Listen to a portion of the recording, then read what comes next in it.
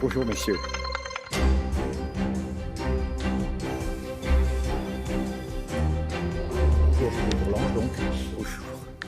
Emmanuel Macron, l'a entendu, prévient que de nouvelles décisions pourraient être prises. En revanche, il ne fait, je le cite, pas de mea culpa sur celles qui ont été choisies jusqu'à présent.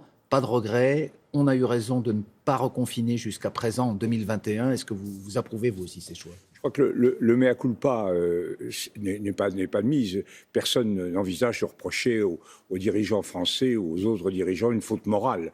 Il y a un problème de savoir si les mesures qu'on prend sont adéquates, elles sont rationnelles ou pas. On a fait deux choix fondamentaux.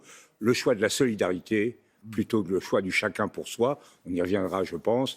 Et ce choix très difficile de ne pas confiner en janvier, et nous sommes aujourd'hui confrontés à une situation très délicate. Est-ce que nous avons eu raison ?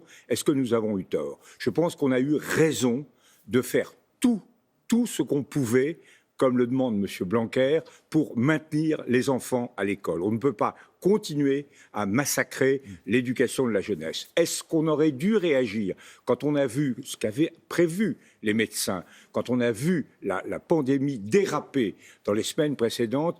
Est-ce qu'on aurait dû réagir plus vite et plus fort?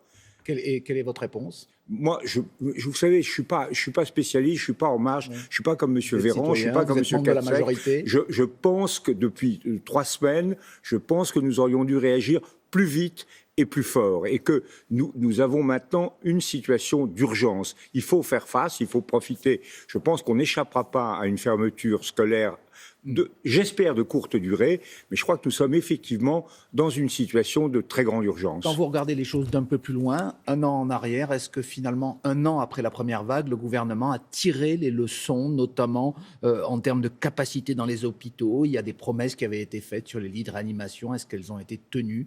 Le gouvernement a tiré un certain nombre de conséquences, mais ce qui est caractéristique de la société française depuis le début, c'est qu'elle est quand même très lente, très lourde, très précautionneuse. C'est très difficile. Alors, est-ce que c'est le problème du gouvernement ? Est-ce que c'est le problème de l'État ? Est-ce que c'est le problème du corps social ? Je crois que tout le monde en a sa part. Mais quand vous voyez, effectivement, est-ce qu'on pouvait multiplier les capacités de réanimation en 1 an ?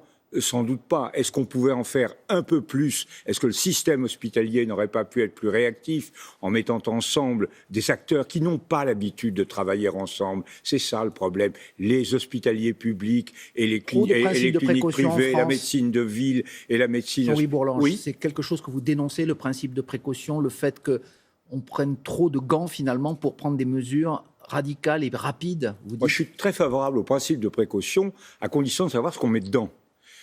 Le principe de précaution, ça ne consiste pas simplement à dire « je ne fais pas quelque chose parce que ce quelque chose aurait des conséquences négatives ». Ça consiste à comparer les conséquences négatives de ce que l'on fait par rapport aux conséquences négatives qui se produiraient si on ne faisait pas la chose. Et je crois que là, par exemple, sur les vaccins, il est évident que l'avantage bénéfice-coût est totalement favorable à la vaccination, même si on ne doit pas se dissimuler, comme le rappelait le professeur Axel Kahn, par exemple, récemment, qu'AstraZeneca, il y a eu des problèmes très ponctuels, très précis, mais qui méritent d'être vraiment étudiés. Au-delà de ce débat, les pays de l'Union européenne semblent impuissants pour l'instant à enrayer la 3e vague extrêmement forte, pour reprendre les mots du Premier ministre, alors que pendant ce temps, on observe un début d'amélioration en Grande-Bretagne, et cela tombe juste au moment où la Grande-Bretagne quitte l'Union européenne. Est-ce que ce n'est pas une formidable contre-publicité pour l'Europe, qui a les pays européens qui ont les mains liées, pendant que la Grande-Bretagne fait finalement ce qu'elle veut en termes de vaccination ? C'est ce que dit M. Johnson. Il dit regardez, nous sommes dans le Brexit. C'est ce que dit Marine Le Pen en France aussi. Oui, mais ça n'a rien à voir. Si les Britanniques étaient restés dans l'Union européenne, rien ne les aurait empêchés de mener la même politique vaccinale. La vérité, alors pourquoi la France ne le fait pas ? Non, mais la vérité, c'est que les Britanniques ont perdu la première manche. Il y a encore, je vous signale, beaucoup plus de morts au Royaume-Uni qu'en France. On est à moins de 100 000, ils sont à plus de 120 000. Oui. C'est quand même... Ils ont perdu la première manche, ils ont très mal géré la pandémie, et du coup, ils se sont retrouvés le dos au mur à l'automne, et là, ils ont très bien réagi.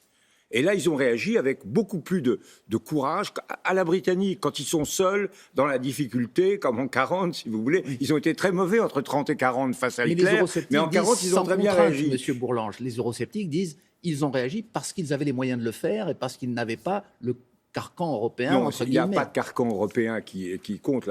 L'Europe a été, on y revient, un peu assez lente, assez engourdie, c'est vrai. Ça n'a pas été géré de façon satisfaisante. Mais c'est une erreur de raisonnement de penser que Israël ou le Royaume-Uni, c'est généralisable. La vérité, c'est que nous manquons globalement. Il y a 8 milliards de gens vaccinés dans le monde. Il y a 500 millions d'Européens, si on compte les Britanniques. Nous manquons de vaccins. Alors, si on fait du chacun pour soi, les plus dégourdis, les plus agiles, Israël par exemple, ou le Royaume-Uni, ils réussiront peut-être parce qu'ils ont des vaccins chez eux, etc.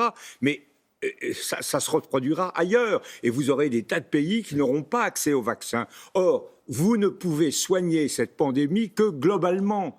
Si dans la moitié de l'Europe n'a pas de vaccin, toute l'Europe est condamnée à rechuter. Donc la France ne peut pas se sauver seule, c'est ce que vous non, dites. c'est comme le passager clandestin, si vous voulez. Le passager clandestin n'a un bénéfice que parce que les autres payent leur billet.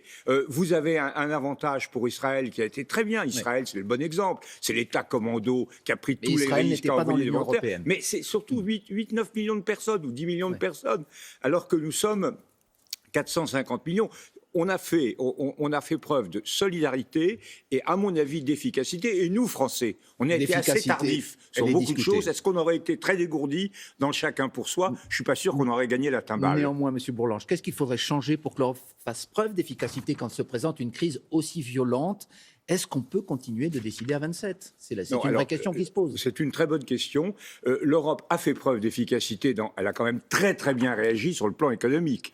Mais sur le plan sanitaire pur. Il faut le dire, nous Français, nos idées, depuis 20 ans, que nous n'arrivions pas à faire passer vis-à-vis des Allemands, elles ont triomphé. C'est-à-dire, pas d'union monétaire sans politique économique, pas de politique économique sans solidarité sociale. C'est ça que nous disons, et les Allemands, et les Allemands ont entraîné tout le monde, ont accepté pour la première fois depuis 20 ans, donc c'est l'économie, mais 27, si j'ose ce néologisme, vaccinalement parlant. Vous avez raison sur les 27, on ne peut pas, je suis un militant européen, on ne peut pas décider en Europe, dans l'Union européenne, à l'unanimité. Imaginez que les États-Unis gouvernent avec 50 États, les 50 États américains, qui devraient être à l'unanimité pour prendre une décision. Donc, faut changer les règles. Donc, le passage à la majorité qualifiée, c'est beaucoup plus que la majorité, donc ça évite l'affrontement. Simplement, ceux qui veulent doivent convaincre ceux qui ne veulent pas, et ceux qui ne veulent pas ne peuvent pas bloquer. Et donc, c'est une machine à fabriquer du consensus. Il faut tout ce qui se fait à la majorité qualifiée, à commencer par la politique de la Banque centrale, ça marche. Tout ce qui se fait à l'unanimité, nous sommes inertes, paralysés, incapables de faire face. Il faut comprendre cela. Ce n'est pas être fédéraliste ou antifédéraliste, c'est du simple bon sens. Eh bien, on a parfaitement compris votre message. Merci beaucoup, Jean-Louis Bourlanges, président de la Commission des Affaires étrangères. Et c'est la suite de Télématin. Merci, Laurent.